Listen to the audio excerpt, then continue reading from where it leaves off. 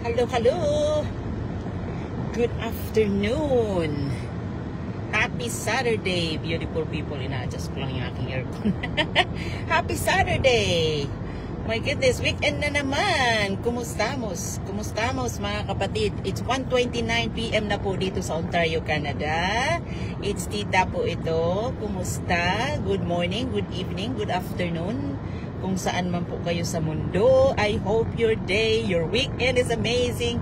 You are happy, you are healthy, enjoying life, and doing what you love to do. Diba? Ganun lang dapat ang buhay. Diba? Maiksi lang po ang ano natin, ang life natin sa mundo. So, do what we love to do. But anyhow, shout out sa aking mga followers. Maraming salamat guys, and tawag nun, I really appreciate each and every one of you, mapabago man, mapaluma man. Thank you, thank you, thank you, thank you. Magkape tayo. Oh my God, libre po ito.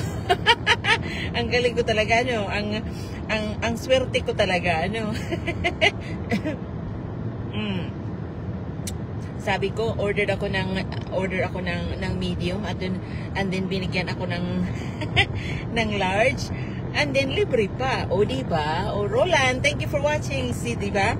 Ganun lang talaga yun. So be kind, be happy, just be yourself, and then ang blessings ay dadating sa inyo. See? Yeah. So anyhow, yeah, so thank you guys. Tawag nun, lagi nyo akong sinasamahan. I appreciate you guys. I appreciate yung sa mga comment nyo sa mga post ko, sa pag-share nyo sa aking mga post. So thank you. And ang sarap ng coffee. Sarap talaga, lalo na pagkalibre, ano. Thank you for watching. Yeah, so anyhow, nilagay ko po diyan sa aking caption is me time is essential talaga, pero dangerous yan. Anyway, for me anyway, because see, it's my me time today. Nagturo ako, of course, this morning. Nagturo ako ng aking aqua fitness, and then I was supposed to meet some of my friends, but then something happened, so hindi natuloy. So I said it's me time, because kahapon kasi, kaya hindi ko kasama si RJ, because kahapon it was my lahat na talagang family time. Bike, we went for dinner. It was a fundraising, so which is good. We're helping the community, and we are, of course, doing something for the community. So which is good. Dapat ano tayo niyan. Baby Sarah, thank you for watching. So dapat talagang isa din 'yan sa gagawin natin, 'di ba? Yeah, so anyhow, so today it's my me time. So after na magturo ako, sabi ko magsa-shopping ako, because I'm sending 2 boxes, big boxes for my family in the Philippines, of course. So shopping ng konti para panlagay doon sa box. Tapos sabi ko magsa-shopping lang ako para pambalot. So bumili ako ng pambalot ganito. Because may mga babalutin ako na konting para doon sa box, of course. And then nag-grocery din ng konti para ilagay, idagdag na naman doon. Thank you for watching. Idagdag na naman doon. So ganun lang. Kasi hindi naman ako palagi nagpapadala sa aking family ng box na ganun. Balikbayan box. Kunti lang. Kaya lang parang tawag nun, naipon na. Yung sa kakabili ko ng paunti-unti, naipon na, pero kulang pa rin. So yes, so sabi ko 2 boxes na isi-send ko. Isa doon sa parents ko sa probinsya. Roland, thank you for watching. And then isa doon sa Manila sa aking mga kapatid. Kasi nandiyan sila lahat sa Manila. So yeah, so anyhow, kaya sabi ko diyan, me time is essential. Talagang essential ang me time, guys. Kasi lalo sa atin mga nanay, Angelo, thank you for watching. Lahat na ginagawa natin, di ba? Na yung we look after our kids, we look after our husband, our partner, we look after everything, we look after the house. Oh my God, parang nasa sa atin na lahat, di ba? Ganon ang ating papel. Plus cooking pa, ganon kasi ako. Ganon kasi ako. Talagang talagang nasa sa atin na lahat. Thank you guys. Thank you for watching. Thank you for tuning in with me. Yeah, so essential talaga. For me, it is essential. At sa lahat dapat tayo. Lahat tayo. Kasi dapat mananay, matatay, dapat meron tayong time na para sa sarili natin, para mag-unwind, para tawag nun, i-relax yung ating utak. Kasi ang utak natin, kailangan din niya na mag-relax. Kailangan, lalo na ang katawan natin, kailangan niya na mag-relax. Kahit na hindi porke tayo ay malakas is go lang tayo. Talagang yes, naandyan na go tayo, pero talagang hinahanap ng katawan natin, hinahanap ng utak natin na talagang magkaroon ng time na slow down time. Diba? Sa akin, slow down time ko is talagang ako lang. Diba? Wala, hindi ko sama ang anak ko, walang lang, parang akin lang. Wala, hindi nila ako tinitext, yung bang ganun. Not unless natatawagan ko sila, ganun, akin lang. So yeah, so it's important yan. It's important. So yun nga, sabi ko, nagsashopping ako para sa family ko. Mera Floor, thank you for watching. Nagsashopping ako para sa family ko, para pandagdag ko dun sa box. Guess what? Pagka ganyan na ako lang mag-isa, of course, bibili din ako ng para sa akin, di ba? So yan, kaya yan, naging dangerous tuloy. Pero okay lang, we're blessed. And see, paglabas ko, ayan, libre pa ang aking kape. O di ba? Ganun lang, talagang no point of stressing out on anything. No point. Talagang naandyan. Hindi ko sinasabi na i-ignore ang problema. Hindi ko sinasabi na i-ignore kung ano yung but we have to know our limit, di ba? We have to know our limit. I like the sound of ooh. Wow. Ang aking tawag doon, aking inquiries. So sa aking most of you guys na alam na meron akong business of the online. So yan, ginugrow ko on Facebook. So yan, nagpa-pop up lang kasi. Ruby, thank you for watching. Esther, thank you for watching. Thank you guys. Maraming salamat. So anyhow, hindi ko sinasabi na i-ignore natin ang problema. Kasi ang problema na andyan yan every single day. Yan yung constant na tawag doon, constant na hinaharap natin sa buhay. It's constant every single day. Okay? Kaya naandyan yan. So we acknowledge na naandyan yan, pero hindi dapat natin i-focus ang sarili natin. Hindi natin dapat i-focus ang ating atensyon sa problema. Because guess what? What's gonna happen if we focus our attention doon sa problema natin, dadagdag ang problema. O di ba? Hindi magpakasaya ka na lang.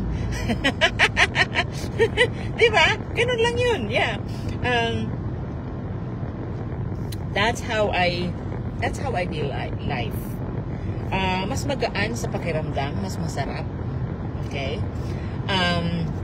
Again, naandyan ang problema. Kasi kung iisipin natin ang problema, wala namang mangyayari eh. Ang dapat natin gawin, kung may problema, actionan natin kung ano man yung dapat gawin natin. Hindi dapat tayo magtatambay diyan na iisipin, oh my God, kaya ang daming mga tao na, ayan, mga depressed, mga ganun. No. Kasi, yung pag-iisip, hindi mababago ang sitwasyon mo eh, kung mag-iisip ka lang na mag-iisip eh. Diba? Maluloko ka lang. Matuliling ka lang, o diba? Hindi mababago yan. So, action is the one that can take you out from the problem, that can solve your problem. So, isipin lang kung ano yung dapat na gawin, and then gawin na. Ganun lang yun. Ako hindi ko pinapatagal. If I, because lahat tayo may problema. Kung ano yung nandiyan, I acknowledge the problem. Okay, yan ang problema. Kung ano yung gusto kong dapat kong gawin, kung sa isip ko ganito, kailangan ko mag-contact ng tao, kontakin ko yan. Kung kailangan ko makipag-connect ko with somebody para ma-solve ang problema ko, gawin ko yan. Hindi ako yung nag-i-stay doon. Yeah, but anyhow, napalayo na tayo. Yan yung ano, yan yung kumbaga, yan yung paano ko i-deal yung aking problema. But anyhow, that's why me time talaga is essential. Kasi doon natin pagbigyan ng time yung ating sarili. Pagbigyan natin kung ano ba talaga ang kailangan ko. Ano ba talaga yung bagang hindi lang na sa material na bagay, yung bang kung ano talaga yung kailangan ng puso mo, ano yung kailangan ng soul mo, kung ano yung makapagpasaya sa iyo. Virgie, thank you for watching. Ruby, thank you. Kasi kung hindi natin bibigyan ng time ang sarili natin, na yung tayo lang, mapupuno tayo, parang hindi recharge ang tawag noon. Dapat magre-recharge tayo. Kasi kung hindi, edi ma-burn out tayo, di ba? Ma-burn out tayo. Mawawalan, thank you sa thumbs up diyan. Mawawalan tayo ng tawag noon. Mawawalan tayo ng baterya. O di ba? O, pag nawalan tayo ng baterya, wala na, puntirya na. Wala na, madiskaril ka na, o di ba? So kailangan mo talaga na meron kang time sa sarili mo to recharge. Yeah, kahit na meron kang maliit na anak, kahit busy ka sa trabaho, busy ka sa pamilya, you should give yourself time. Kahit na 10 minuto lang yan, 20 minutes lang yan, 30 minutes lang yan, hindi, tawag doon, still, time mo pa rin yan para makapag-reflect kung ano ba talaga ang kailangan ng sarili mo. Kasi guess what guys, hindi tayo pwedeng makatulong, hindi natin ma-look after ang family natin, kung hindi tayo healthy, dapat tayo muna, di ba? Marilyn, thank you for watching. Dapat tayo muna. Yes, naandyan na, busy tayo asikasuhin ng pamilya, busy tayo asikasuhin ng mga anak, plus nagwo-work pa tayo. O yan, mantakin mo yan, isipin mo pa lang yan, ay wala na, stress ka na, o di ba? Now, kung hindi ka mag-set aside ng time para sa sarili mo, paano na si sarili mo? Kinalimutan mo na. 'Di ba? So importante 'yan, importante talaga. For me, talagang ginagawa ko 'yan palagi. Roland, thank you for watching. Ginagawa ko 'yan palagi because nobody will take care of me na kasi hindi nila alam kung ano nararamdaman natin, di ba? Hindi nila alam yun. Hindi nila nababasa kung ano yung nasa isip natin, kung anong kailangan ng katawan natin. Hindi nila nababasa, yung tayo lang ang nakakaalam noon. So we have to listen to ourselves. Kahit anong busy yan, dapat mag-take time talaga to have something, to have your own quality time para sa sarili mo. Napasalamatan mo ang sarili mo to be strong, ganon. Yeah, so ganon dapat talaga. At ganon ang ginagawa ko. So yeah, so anyhow, yun nga ang sinasabi ko is it is essential talaga. Pero minsan nagiging dangerous para sa akin kasi ayan, nagsha-shopping ako talagang kasi yun ang nakakapagpasaya sa akin, di ba? Yun ang nakakapagpasaya sa akin.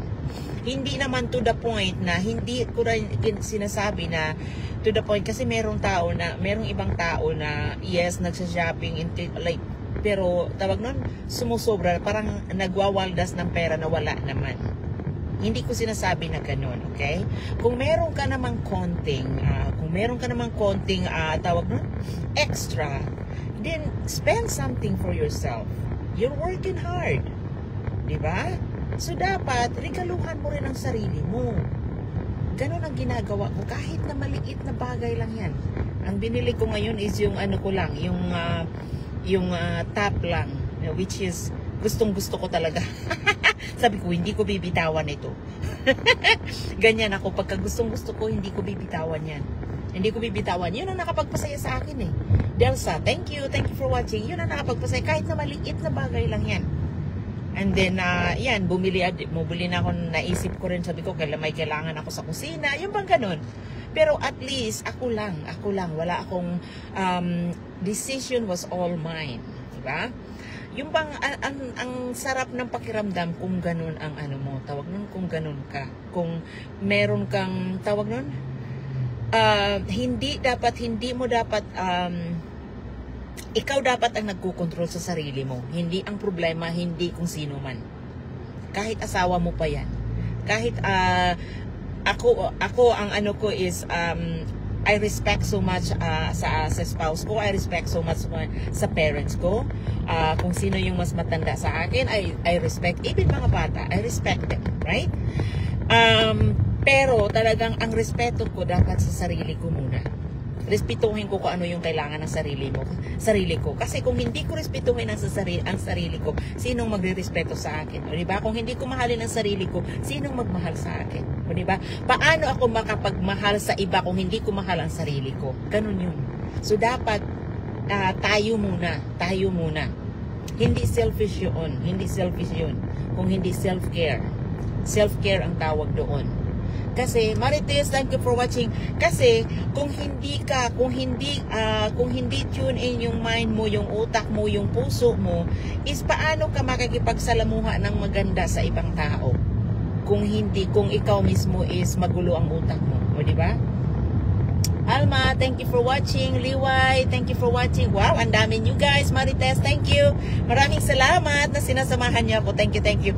Yeah, so dapat talaga, Shirley, thank you. Hindi selfish na magkaroon tayo ng time para sa sarili natin. Kung hindi essential iyon. Hindi selfish na unahin natin ang sarili natin. Yan ay essential din because paano tayo makapagbigay kung wala naman tayong ibigay? Kung hindi tayo mag-recharge, anong energy ang gagamitin natin para i-look after ang family natin? Ruby, thank you. I-look after ang family natin, ang mga anak natin. Paano tayo makapagbigay kung tayo ay low-bat na? O diba? Kung tayo mismo ay low-bat na. Wala tayong hindi tayo makapagbigay sa iba. So dapat uunahin natin ang sarili natin. Love yourself, right? Love yourself, love God, love everybody, but you have to love yourself first. You have to respect yourself first, and then set a boundary. Set a boundary. Kasi hindi porket hindi ikaw dapat yung puro bigay. Dapat meron ka ding nire-reserve ka talaga. May nire-reserve ka talaga dapat sa sarili. Ha? Yeah, ang dami kong nakikita diyan na ang dami kong nakikitang mga post na yung mga nag-abroad and then uuwi na walang naipon dahil puro bigay, di ba? Puro bigay. No, hindi madali. Adelaida, thank you. Hindi madali ang buhay sa abroad. Kasi sa atin ang mentality is, Myra, thank you for watching. Ang mentality is nasa abroad ka is akala nila nagpapala ka ng pera dito. No. Super dapat talagang kung hindi ka masipag, tayo naman kalimitan sa atin masisipag tayo, di ba?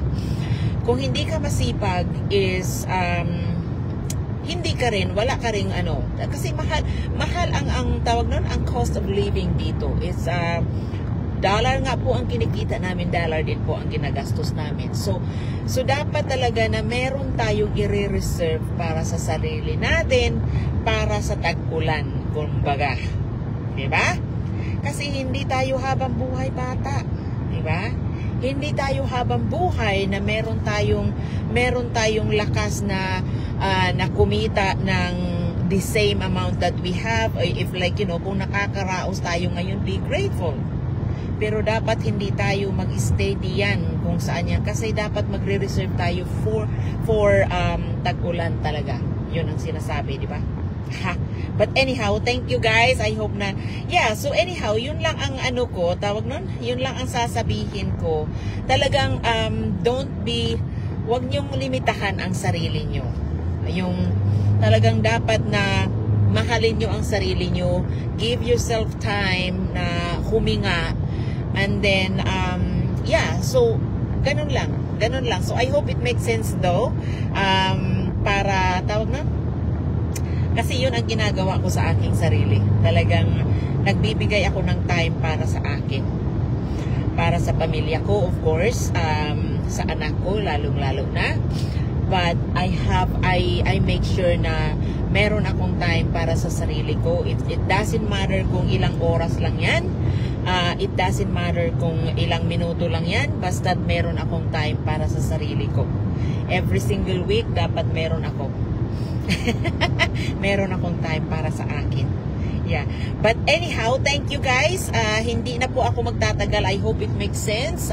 Thank you again na sinasamahan niyo ako. Maraming salamat na andyan kayo palagi. Thank you. At hindi na po ako magtatagal. Tawag nun, malapit na ako sa bahay. But anyhow, thank you and enjoy the rest of your day. Enjoy the rest of your weekend. Be happy, be healthy, and enjoy life. Thank you. God bless everyone.